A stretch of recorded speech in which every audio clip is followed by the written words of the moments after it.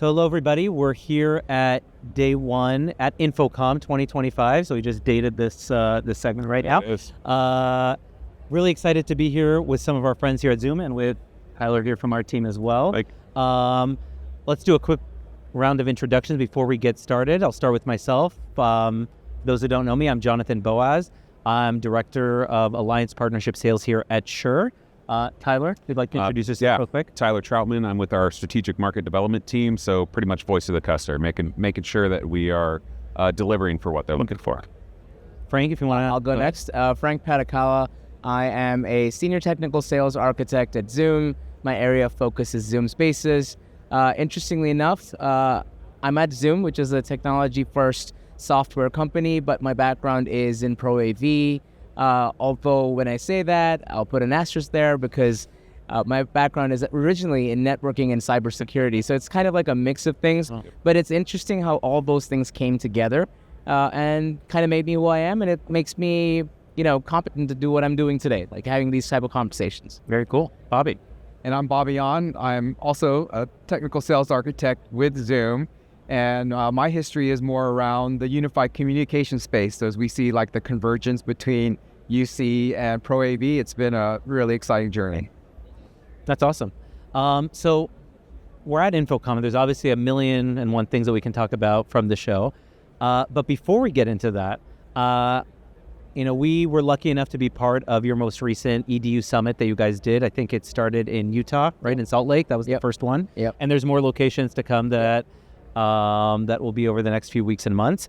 But I heard there's a very interesting session that you did, Frank.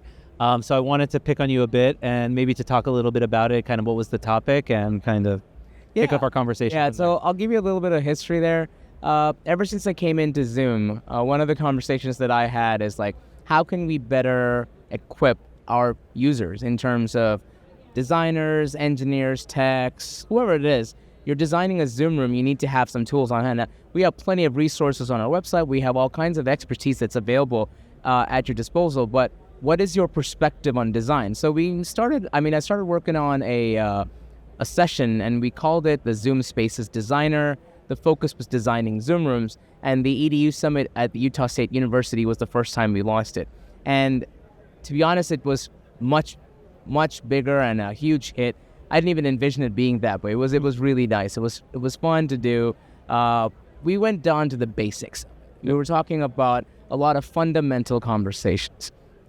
The thing about a show like InfoComm or most technology conversations is that you're always incentivized to talk about the latest and the greatest. That's what everybody comes in. Like, I kid you not, I was like waiting here before coming in, and I saw 3 people walk up to 3 different reps, and they asked like, "What's new with Shure?" Yep. Right? Yeah. Everybody wants to know what's new with Shure.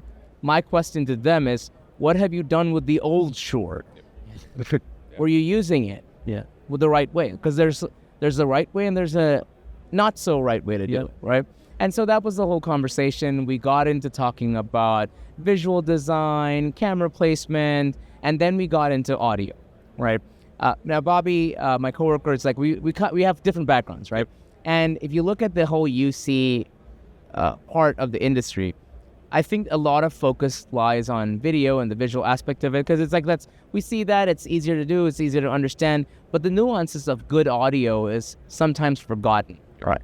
And it's unfortunate that we need to keep re-educating people on audio is audio. You can have the most powerful microphone, but you can't beat the physics of things. Yeah. Some things are built a certain way, and no amount of AI or chip enhancements or software or networking is going to solve your problem.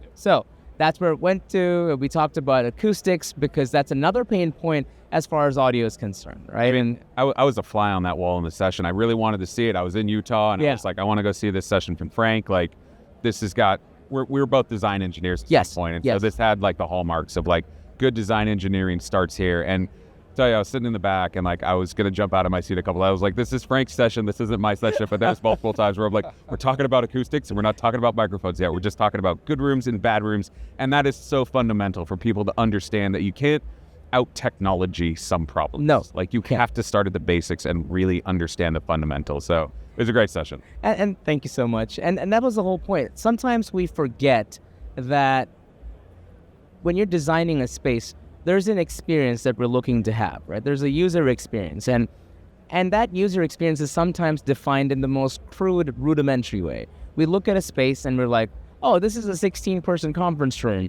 There are some salespeople who pride themselves in saying, yeah, I can do a 16-person conference room like at the back of my... Sure you can, but it's not going to sound great. It might. Yeah, that 16-person conference room is bundle C. Yes. And it's like, exactly. I haven't even seen the room. How do the salespeople are going to hate us. You know? Yeah. Well, that they have good design engineers back. Yes, them up, right? exactly. That's the point. Exactly. That's the point, you know?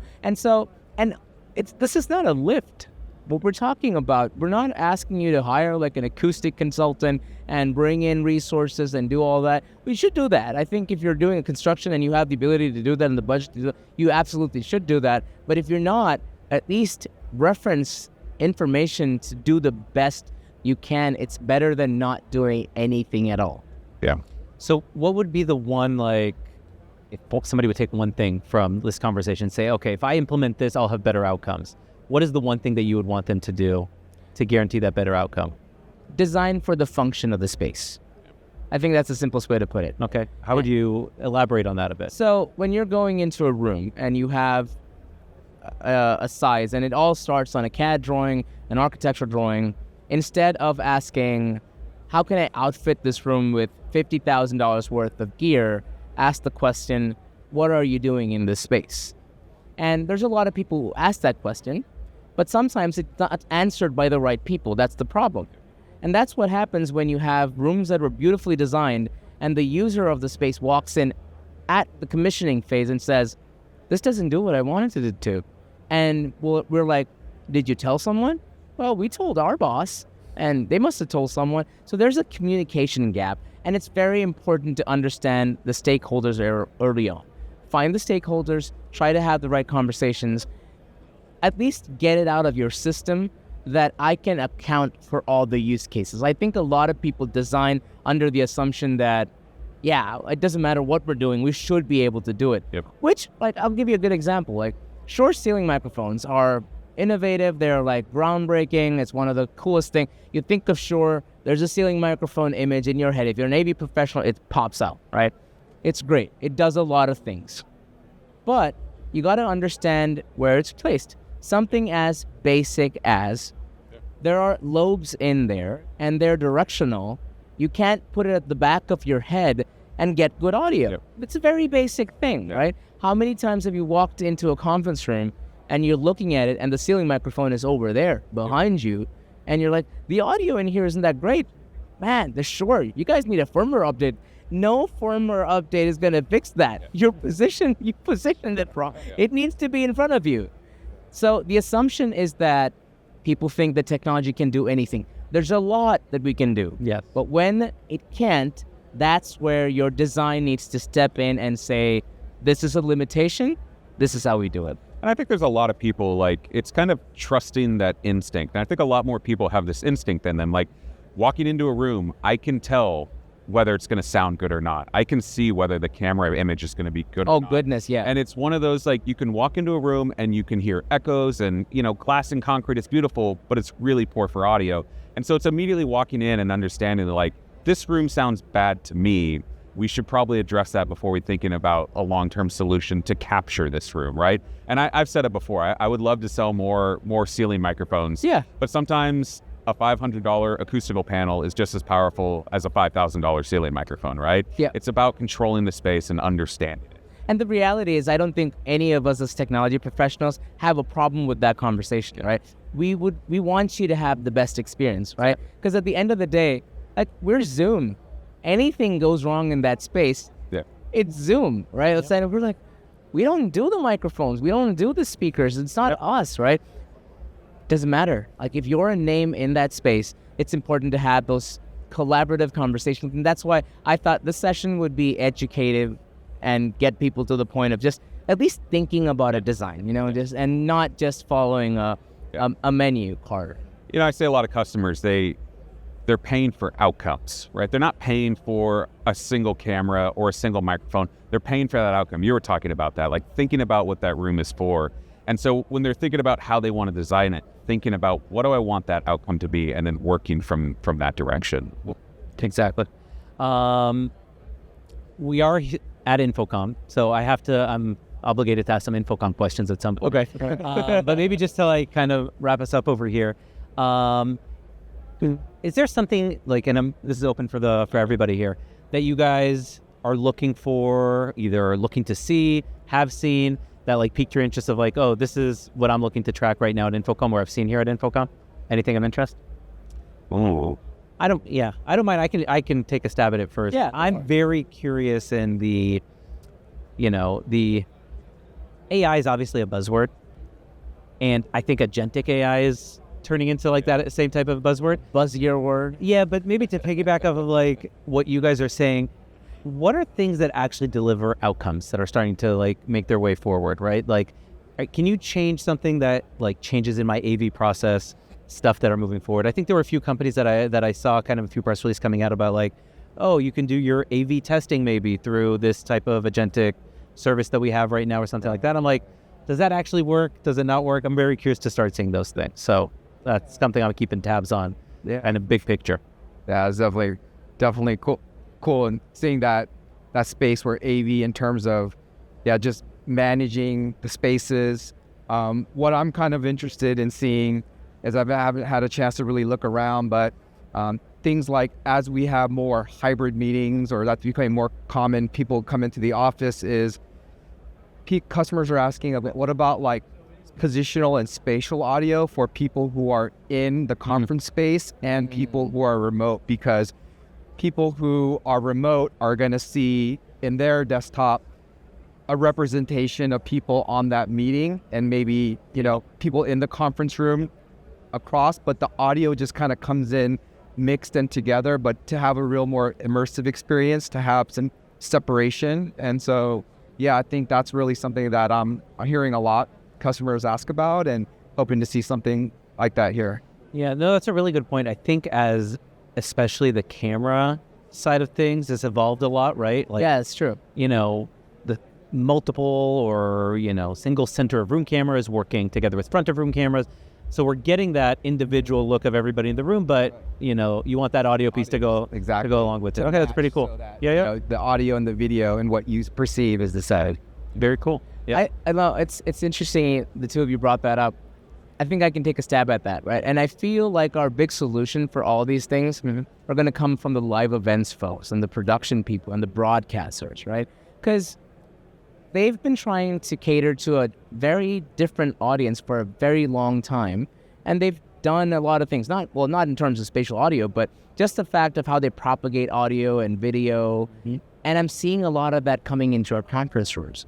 Just today, we've had conversations where people said, I'd like to have text generators and have AR stuff in my conference room, and I'd like to do this and I'd like to do that, which are all possibilities today with the technology that we have. And I want to see how that evolves. I'd love to see how your meeting space evolves into something else, right? Because we have a lot of experiences, and at its core, a meeting is a meeting. And when it's hybrid, it's even more challenging because you have a group of people who have an in-room experience. You have somebody who's remote.